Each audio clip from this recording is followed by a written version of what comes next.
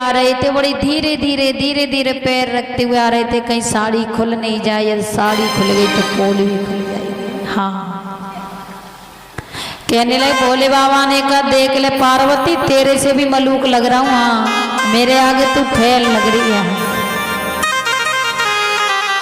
सुखदेव जी कहने लगे, राजन और तो भोले बाबा जी आ जाते हैं देवी पार्वती के साथ में, वृंदावन जा रास हो रहा है। जैसे ही जहाँ एंट्री होती है ना, परीक्षित महाराज कहाँ गए? परीक्षित महाराज खो जाते हैं यज्ञपति महाराज। जैसे ही एंट्री होती है और एंट्री के दरवाजे पर आकर के खड़े हुए। जब खड़े हुए तो द्वारपाल ने कहा, पार्वती जी को पूछा, क्योंकि भोले बाबा जी ने देवी पार्वती जी को आगे कर दिया था, पीछे हो गए, छुप जाते हैं देवी पार्वती जी से। हाँ, अब तो देते ही द्वारपाल ने पूछा, है बताओ, अपना नाम बताओ, कहाँ से आई और कौन हो, तुम्हारा नाम क्या है, तुम्हारे पति का नाम क्या है?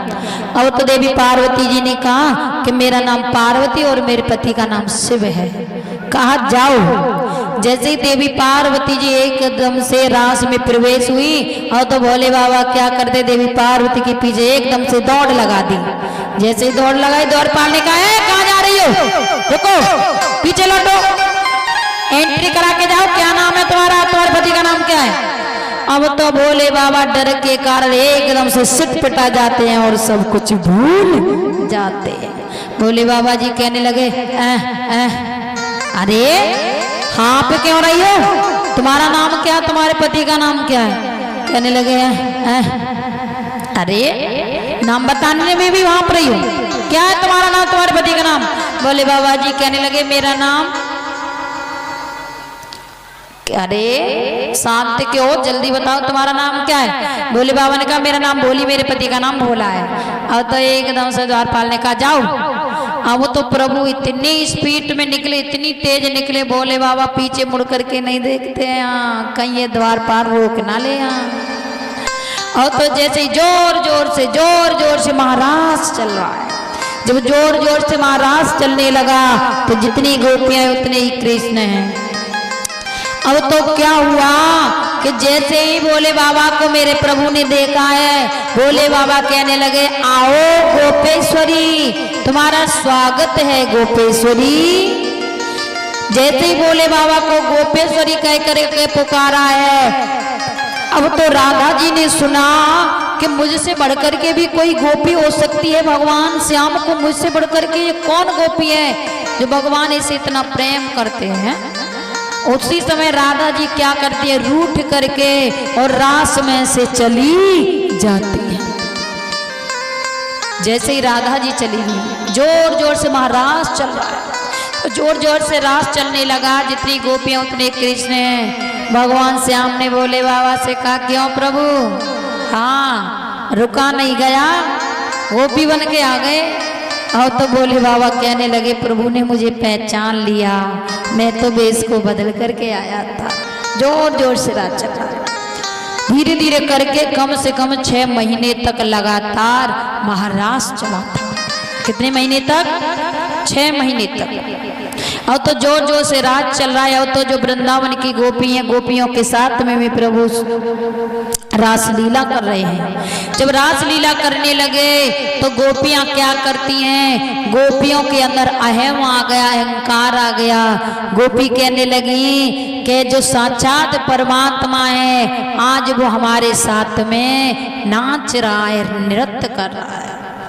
जब इस प्रकार से गोपियों को अभिमान हुआ, अहंकार हुआ, तो मेरे प्रभु क्या करते हैं, उन गोपियों के बीच में से अंतर्ध्यान हो जाते हैं।